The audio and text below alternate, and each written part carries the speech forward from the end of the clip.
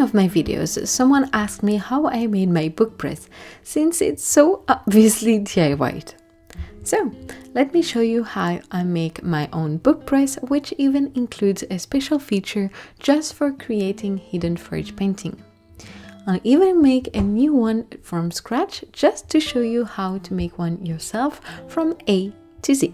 To make your own book press, you will need an 8mm thick plywood plank, a wood saw, I used a circular saw, 4 threaded rods, mine are 11cm long and 7mm thick, 4 bolts that fit your threaded rods, 4 butterfly bolts that fit your threaded rods, and 4 metal washer that fits your threaded rods. You'll also need a drill and a wood drill bit that is the same diameter as your threaded rods or slightly larger. I used an 8mm one. This is optional, but you also might want to use a sanding machine and a hot glue gun. First, measure and mark the size you want for your press. I wanted mine to accommodate larger books, even A4 ones, so I made mine 35 by 25 centimeters. Remember that the size of whatever you want to press needs to fit between the holes we will make for the threaded rods. You will need 2 pieces of the same size and one that is the same length, so 35 centimeters in my case, but only 5 centimeters wide. The smaller piece is used to create hidden fore-edge paintings, as I did for my Bridgerton books.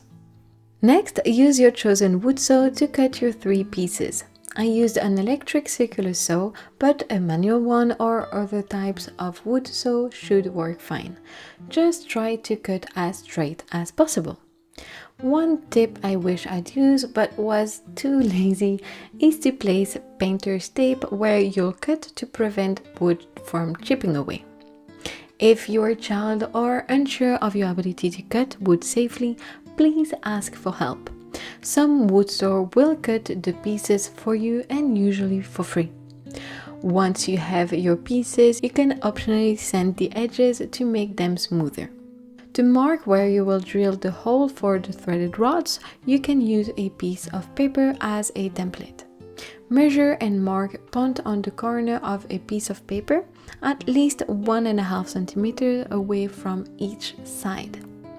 Using a squared paper might be helpful for this.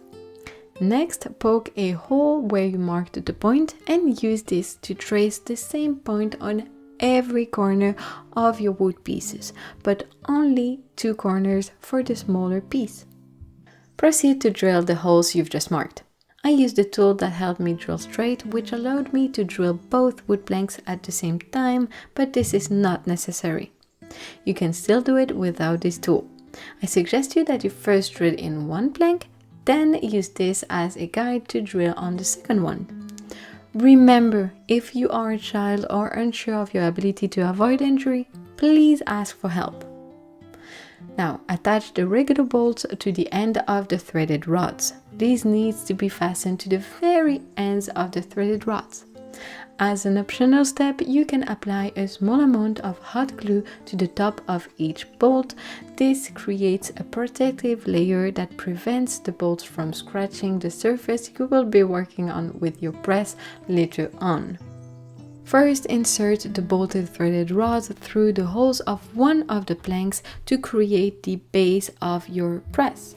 The next step is optional, but I chose to secure them to the plank with hot glue for an added stability and structure. You may notice that I attempted to engrave the shape of the bolt into the wood.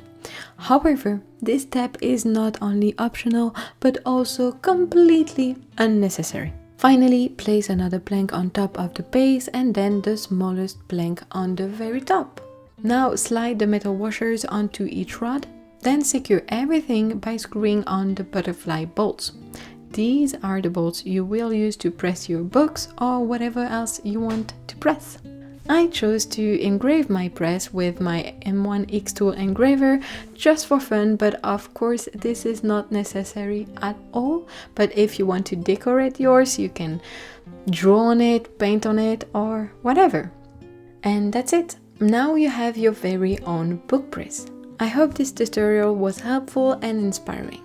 Remember, crafting is all about making something uniquely yours, and I can't wait to see what you create. Feel free to ask any question in the comment section, and thanks for watching and happy crafting. Also, if you're curious about the hidden fore-edge paintings, what it is and how to do it, you can go ahead and watch this video.